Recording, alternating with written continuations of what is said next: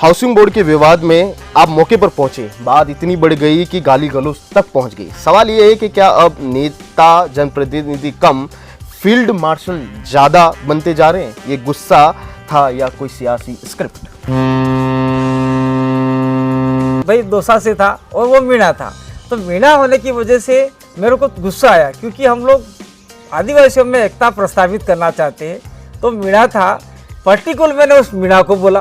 कांति भाई, आदिवासियों का अधिकारी को इस तरह से तू तड़ाके से बात करना और गाली गलौज करना, यहाँ तक कि माँ बहन की गालियां दे देना, क्या वो सही है? क्या ऐसे अधिकारियों को माँ बहन की गालियां अपन लोगों ने नहीं दिया, मैंने व्यक्ति विशेष को दिया है, और वो भी इसलिए दिया कि वो मेरी समाज से था। जब कांति भाई आदिवासी का एक्सीडेंट हुआ तब उन्हीं मीणाओं ने खून दिया था। क्या अब वही कांति भाई आदिवासी हमें गालियां दे रहे हैं? क्या ये सच है? अगर है तो फिर ये आज इतनी कड़वाहट क्यों? ये खून देने के बाद में, किसी का उपकार करने के बाद में आप लोग गिनाते हो, जो लोग गिनाता है वो कोई पुण्य नहीं। वो नाम जो आदिवासी राजनीति की धड़कन बन चुका है, एक आवाज जो सड़कों पर गूंजती है, कभी आंदोलन में अगुवाई करती है तो कभी बयानबाजी से भूचाल ला देते हैं। विवाद पीछे पीछे चलते हैं और सुर्खियां उनका इंतजार करती हैं। आरोप लगे गाली गलौज के, समाज को बांटने के और सपने बेचने के, लेकिन उनका दावा साफ है, टाइगर अभी जिंदा है। आज हमारे साथ है कांति भाई आदिवासी। सवाल सख्त होंगे क्योंकि मुद्दे गंभीर हैं, जवाब भी उतने ही दमदार होने चाहिए क्योंकि ये जनता का मंच है, ना कि राजनीति का। सबसे पहला सवाल कांति भाई, हाउसिंग बोर्ड के विवाद में आप मौके पर पहुंचे, बात इतनी बढ़ गई कि गाली गलौज तक पहुंच गई। सवाल ये है कि क्या अब नेता जनप्रतिनिधि कम फील्ड मार्शल ज्यादा बनते जा रहे हैं? ये गुस्सा था या कोई सियासी स्क्रिप्ट?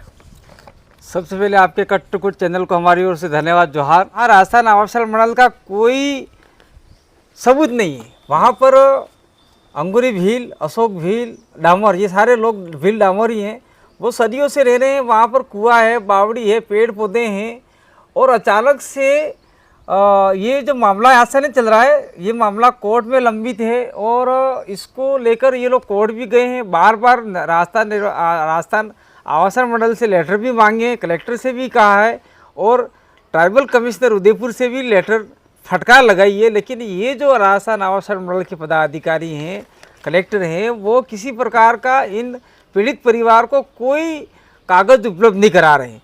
तो ये 25 साल से मामला लंबित पड़ा है। तो इस 25 साल से मामला लंबित पड़ने के बाद में अचानक से ये लोग आते हैं। उस दिन हमारा प्रेस कॉन्फ्रेंस बांसवाड़ा में होता है, तो उन्होंने सारा तहस नहस कर डाला। दूसरे दिन ये लोग मेरे पास आते हैं, कांति भाई इस प्रकार से किया, और रोने लग गए। फिर मैंने कहा भाई मैं आता हूँ मौके पर। मैंने आके जाके देखा तो कुएं, बावड़िया, पेड़ पौधे तहस नहस कर रहे हैं। और सीधा मैं गया, मैंने जाने के बाद में देखो भाई ये कोई कानूनी कार्रवाई होगी। जब मैं उनसे लीगल बात पूछी कि भाई साहब आप कहाँ से आए हो, उन्होंने कहा राजस्थान आवासन मंडल से। पुलिस प्रशासन भी था और कुछ अधिकारी थे। कुछ अधिकारी को मेरे जाते ही चले गए। वो मतलब कौन चले गए मैं नहीं कहूँगा, कुछ अधिकारी बड़े लेवल के अधिकारी चले गए, क्योंकि उनके पास कोई प्रूफ नहीं था, कागज़ नहीं था। फिर मैंने उनसे कहा, प्रशासन के जो अधिकारी हैं राजस्थान आवासन मंडल के, मैंने कहा भाई आपको यहाँ सफाई करने का पावर किसने दिया है?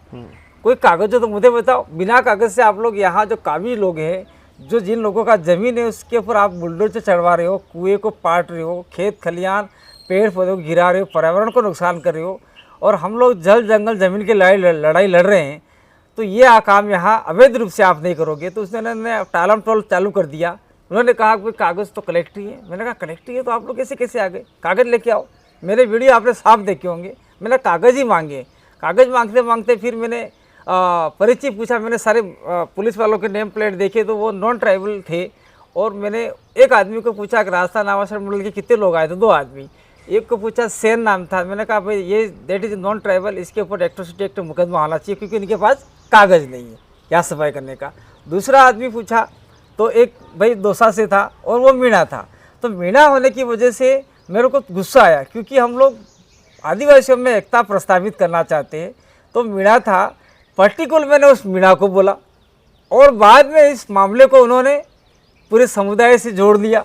और आज की तारीख में मीणा समुदाय के कुछ लड़के जो जिनकी प्रोफाइल चेक करने पर हमको लगता है कि वो आदिवासी से कोई लेना देना नहीं है, या तो 2 GB डेटा ख़त्म करने के लिए लगे हुए या किसी पार्टी विशेष के लोग हैं, वो सीधे सट आरोप प्रत्यारोप लगा रहे हैं।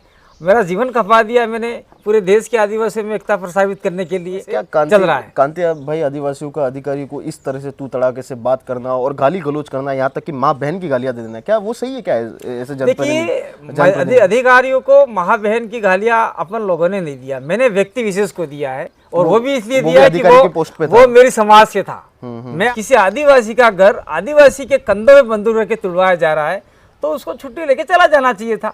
मैंने किसी अधिकारी को नहीं कहा, मैंने जो कहा है तत्कालीन समय और उस जमीन के मालिकों के लिए फेवर में कहा कि वो दबे कुचले लोग हैं, उनको बार बार दबाया जा रहा है। गाली गलौज करना जब तक इन लोगों को सीधी उंगली से घी नहीं निकलता तो टेढ़ी करनी ही पड़ती है। तो क्या आगे भी आप गाली देते रहेंगे या गाली गलौज करोगे? गाली गलौज का जब जैसा कंडीशन बनेगा उस कंडीशन के आधार पे बात होगी। मैं अकेला गाली देने वाला नहीं हूँ, तो बड़े बड़े नेता आपने देखे होंगे। मैं आपको कहना चाह रहा हूँ, आपने देखा होगा बड़े बड़े नेता जो आज की तारीख में राज्यपाल हैं। इवन आपका मैं एग्जाम्पल दूंगा, गुलाब चंद कटारिया को आपने मंच पे देखा होगा। जो मैंने कहा है S2S उन्होंने अपने शब्दों में कहा है, मैंने उनका वीडियो देखा है। डॉक्टर किरोड़ मीणा को भी देखा आपने, और नंदलाल मीणा जो हमारे इलाके के मंत्री रह चुके 2 बार, उनके मुंह से अधिकारियों को ऐसे फटकार लगाते हुए आपने ये तो सरल स्वभाव में बोला है। दूसरा, एक गाली शब्द की बात कह रहे हैं, ये आदिवासी इलाका है, पालवी इलाका है। पालों में ये भाषा सामान्य आम बोलचाल की भाषा है, इससे भी खतरनाक लोग हमारे व्यवहार में बात करते हैं। तो जिस इलाके में नौकरी करने आए हैं उस इलाके की बोली भाषा संस्कृति सभ्यता नहीं समझते हैं तो उनको इस इलाके में नौकरी करने नहीं आना चाहिए। हम तो आज से नहीं कह रहे, हम तो जब से जनजागरण कर रहे हैं तब से कह रहे हैं। 5वीं अनुसूची इलाके में आपका ये कहना है कि वहाँ के मीणा यहाँ नौकरी करने नहीं आए? नहीं, ऐसा नहीं कहना है मेरा। तो मैं यूँ कह रहा हूँ, अगर नौकरी करने आ रहे हैं तो उनको यहाँ की सभ्यता संस्कृति समझना चाहिए। आप पहले विदेश जाते हैं तो विदेश में पासपोर्ट बनाते हैं, फिर वहाँ की भाषा का अध्ययन करते हैं। तो हम लोग विदेश तो नहीं है लेकिन भारत देश में ही है, लेकिन भारत में 2 प्रकार के कानून चलते हैं, एक सामान्य कानून है और एक स्पेशल कानून है। तो हम स्पेशल कानून और स्पेशल इलाके में रहने वाले लोग हैं, तो यहाँ की बोली भाषा नहीं समझते हैं और उनको समझे बिना यहाँ नौकरी करने आते हैं। किसी आदमी ने कहा तारा आईनी है, तारा आईनी मास, ऐसा बोल भी दिया तो ये लोकल लैंग्वेज है, इस लोकल लैंग्वेज को नहीं समझे और फिर हमको गाली दी माँ बहन की, तो ऐसे लोगों को यहाँ नौकरी करने की ज़रूरत नहीं है। क्योंकि यहाँ बहुत सारे युवा पैदा हो गए, चाहे वो जनरल का हो चाहे आदिवासी हो।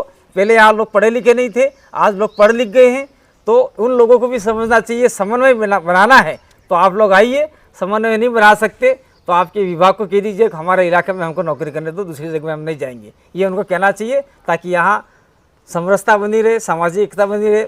जब कहा है व्यक्ति विशेष को कहा है, किसी अधिकारी को नहीं कहा है, मेरे समाज से था इसलिए मैंने उसको कहा है और पूरा मीणा समाज उसको अपने ऊपर लेके आज हो हुक्म फैला रहा है, तो वो जाने उनका काम जाने। हम समाज को नहीं कहा, हमने व्यक्ति विशेष को कहा। ठीक है, इस विवाद पर मीणा समाज का बड़ा आरोप है। जब कांति भाई आदिवासी का एक्सीडेंट हुआ तब उन्हीं मीणाओं ने खून दिया था। क्या अब वही कांति भाई आदिवासी हमें गालियां दे रहे हैं? क्या ये सच है? अगर है तो फिर ये आज इतनी कड़वाहट क्यों? देखिए, ये जो खून देने की बात कर रहे हैं लोग बाग, तो मैं तो कोमा में था 7 दिन से, तो मरा हुआ व्यक्ति था और उनका एक बात भी कहना है, सड़क से हम लोग उठा के लाए। तो देखिए, एक्सीडेंट के समय में चाहे वो मीणा हो, चाहे भील हो, चाहे संथाल हो, चाहे उराव हो, चाहे मुंडा हो, कोई भी आदिवासी हो, मैं आदिवासी की बात करता हूँ, आदिवासी की बात करने, उसके जस्ट बाद में आता है आपका यहाँ का सामान्य वर्ग, जो चाहे SC दलित हो, OBC हो, जनरल हो, ब्राह्मण हो, राजपूत हो, जैन हो। एक्सीडेंट के समय में मानवता का पाठ दिखाते हुए कोई भी व्यक्ति, चाहे आप भी जा रहे हो रास्ते में, कोई आदमी एक्सीडेंट हो चुका भयंकर तरीके से, तो आपका मानवता के रूप में नैतिक दायित्व बनता है कि उसको हॉस्पिटल पहुंचाया जाए। तो उस समय न तो कोई आया था, हमारे मोहन भाई जो अभी राष्ट्रीय अध्यक्ष बने हुए हैं वो सही साड़ थे, उन्होंने ही फ़ोन किया। जगदीश जिसकी डेथ हो गई वो भी सही साड़ थे, यहाँ सिर्फ उनको धस गया था, उनका खून नहीं निकला था, मेरा पिचक गया था पूरा ये माथा। तो उस समय मोहन भाई हमको हॉस्पिटल लेके गए और फिर उन्होंने कहा कि हमको रेफ़र करो। मोहन भाई हमको हॉस्पिटल लेके आए, वहाँ राजकुमार को फ़ोन कर दिया, तब तत्कालीन में वो MLA थे, और वहाँ पर उस समय उन्होंने सरकार को समर्थन दिया, तो सरकार ने भी बहुत सहयोग किया और अंत में खून की ज़रूरत पड़ी। तो हो सकता है कि जब मैंने पूछा खून किसने दिया, तो पहले हमारे यहाँ दिनेश गुहेड़, अनंतु स्रोत और कुछ लड़के हैं, उन्होंने खून दिया। उसके बाद में कुछ कम पड़ा होगा तो वहाँ खून मीणा भाइयों ने दिया होगा। मुझे नहीं पता किसने दिया और किसने नहीं दिया।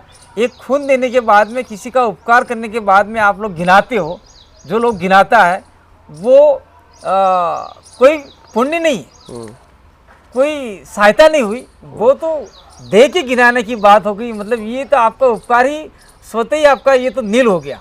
आपको कहने की जरूरत नहीं थी, आपको ये कहना था कि भाई मानवता खातिर हमने किया, हमने मीणा को खून दौड़ रहा है, ये दौड़ रहा है। ये इस प्रकार की दख्यानुसी बातें सही उनको, उनके समाज देने वाले को सही नहीं कहता है। जो गिनाने वाले लोग हैं वो पुण्य नहीं कमा रहे हैं, वो लोग मतलब स्वार्थ की बात करके राजनीति चमकाना चाहते हैं और थोबड़ा चमकाना चाहते हैं। उच्च परीक्षा में 12% आरक्षण है आदिवासियों को, लेकिन ये सिर्फ फ़ायदा पूर्वी राजस्थान के आदिवासियों उठा रहे हैं, ऐसा यहाँ के युवाओं का कहना है। दक्षिण राजस्थान जो अपना इलाका है, यहाँ पर अभी भी गरीब आदिवासी है जो आज भी पीछे है। क्या आपको लगता है उनके लिए अलग से आरक्षण होना चाहिए? देखिए, ये जो आपका प्रश्न है उसका ये है कि केंद्र सरकार में भारत के अंदर 7% रिजर्वेशन ट्राइबल को है, जिसमें देश में 700 प्रकार के आदिवासी है, 500 प्रकार के आदिवासी है। कोई भील है, संताल है, मुंडा है, हो है, गारो है, खासी है, आपका ये पूर्वी उत्तर के जो आपके आदिवासी है, संगमा है वगैरह, सारे मतलब गोंड है, हो है, ये जितने भी आदिवासी उनको 7% का रिजर्वेशन 1941 की जनगणना के अनुसार दिया गया है। तत्कालीन समय में आदिवासी की जनगणना सही तरीके से नहीं हो पाई थी। उसके बाद में हम देखते हैं कि यही मामला आपका उस समय 12% के समय से राजस्थान में आदिवासी थे, तो राजस्थान में 12% आदिवासी को रिजर्वेशन दिया गया, जिसमें मुख्य रूप से भील और मीणा है। और डामोर और ग्रासिया ये तो स्वतः ही भील के अंदर से ही निकले हुए लोग हैं, ये भील के उप पार्ट्स हैं, भील के उप वर्ग हैं। तो जिस प्रकार से 12% भील नहीं है, नहीं मीणा भील नहीं है, वो अपने आप में उनका मेवल जनजाति, मेवल कबीले अलग अलग प्रकार के हुआ करते थे। जिस प्रकार के गोंड अलग हैं, संथाल अलग हैं, उसी प्रकार से भील अलग हैं, मीणा अलग हैं। तो जो इस दक्षिण राजस्थान में कुछ लोग षड्यंत्र पूर्वक या किसी अधिकारियों द्वारा भीलों को मीणा बनाया गया। आप 1960 का या 50 का जो आपका रेवेन्यू रिकॉर्ड दिखा लेंगे तो सब में उनका भील का मिलेगा। तो मैंने प्रतापगढ़ में इस प्रकार जनजागरण किया, तो जो हमने मीणा लगे हुए थे, मैंने कहा भाई आपका भील है देखिए, तो उन्होंने दिखवाया तो भील निकले, वो बात का विषय है। लेकिन जो 12% का रिजर्वेशन कह रहे हैं, उस समय यहाँ के लोग पढ़े लिखे नहीं थे, वहाँ के लोग ज़्यादा पढ़े लिखे थे, तो वो लोग रिजर्वेशन लेते गए। और उस समय फिर हमने एक आंदोलन चलाया और उसका आंदोलन का मैं आंदोलनकारी के रूप में सड़क से लेके लड़ने वाला था। और हमारे जो बुद्धिजीवी वर्ग थे इस इलाके के, उन्होंने उसका नेतृत्व किया और हमने 5.5% पीएमटी में अलग से रिजर्वेशन लिया राजस्थान में। तो आज बहुत सारे डॉक्टर बने हुए हैं इस इलाके के, आदिवासी इलाके के, उनको पता ही नहीं है कि रिजर्वेशन किस प्रकार मिला, लड़ने वाले कौन थे। 2004-05 के अंदर मेरे एमए हो चुकी थी, उस समय मैंने इस लड़ाई को लड़ा और बहुत सारे डॉक्टर आज की तारीख में नौकरी कर रहे हैं। उनसे अलग लेकर, उनसे हमारा कोई मतलब नहीं है, हमारा अलग से प्रावधान हो चुका है। इसी प्रकार से वेतनमान 1 से 6 तक वसुंधरा राजे ने आदिवासी इलाके को दे रखा था। और उससे पहले 5वीं अनुसूची के जो प्रावधान थे, उस प्रावधानों को जो भी पार्टी आई, कांग्रेस हो, बीजेपी हो, उन लोगों को समझा नहीं। और तत्कालीन समय बेरोज शेखावत में हमारे लिए अलग से नोटिफिकेशन निकाल के 45% आरक्षण रिजर्वेशन इस इलाके में कर दिया, जो देश भर में चल रहा था। तो उस समय हमारे लोगों ने आंदोलन किया होगा, उन लोगों को कहने पर और मुख्यमंत्री ने एक गजट नोटिफिकेशन निकलवाया राज्यपाल से और 45% रिजर्वेशन हमको मिला। तो वो रिजर्वेशन इम्प्लीमेंट होते होते बहुत समय लग गया, छन्नू से लेकर पैसा आटे लगने से, और सब ताकि व्यवस्थित रूप में मिला। और उस समय आंदोलन चलते रहे, हम लोग कभी मिशन 73 के नाम से आंदोलन चलाए, कभी आपका 5वीं अनुसूची के नाम से आंदोलन चलाए। और इसको देखते हुए फिर वेतनमान 1 से 9 तक इम्प्लीमेंट हो गया। और आज की तारीख में शेड्यूल एरिया का रिजर्वेशन अलग से हो चुका है। वो लोग खा रहे हैं नहीं खा रहे, वो विषय अपना नहीं है। वो जो खाने हैं नहीं खाने कहने वाले समझे, मैंने तो कभी नहीं कहा है वो लोग खा रहे हैं, और वो लोग नहीं कह रहे हैं हम लोग खा रहे हैं, वो उनका विषय कहने वाले युवा कह रहे हैं। नहीं, यहाँ के युवा कह रहे हैं, आपकी पार्टी के साथ समर्थन जो युवा कह रहे हैं उनका स्टेटमेंट आप लीजिए, ताकि समझ में आए कौन युवा कह रहा है, कौन व्यक्ति कह रहा है, कौन राजनेता कह रहा है। कौन सी पार्टी वाला कह रहा है, वहाँ पार्टी वाला कह रहा है, कांग्रेस वाला कह रहा है कि बीजेपी वाला कह रहा है कि उनका स्टेटमेंट सामने आएगा तो वो व्यक्ति सामने आएगा। वो व्यक्ति सामने आएगा तो वो लोग भी कहेंगे कि भाई कहाँ खा गए कहाँ नहीं खा गए, वो उनका विषय। मेरा विषय ये है कि आपने जो सवाल किया कि 12% रिजर्वेशन में से हमारा स्पेशली आज की तारीख में अलग हो चुका है, वो लोग हमारे में इंटरफेयर नहीं कर सकते हैं। और हमारे यहाँ के लोग हैं, पहले 45% में आदिवासियों को मिलेगा, अगर वो जनरल टॉप करता है तो जनरल में मिलने का प्रावधान है।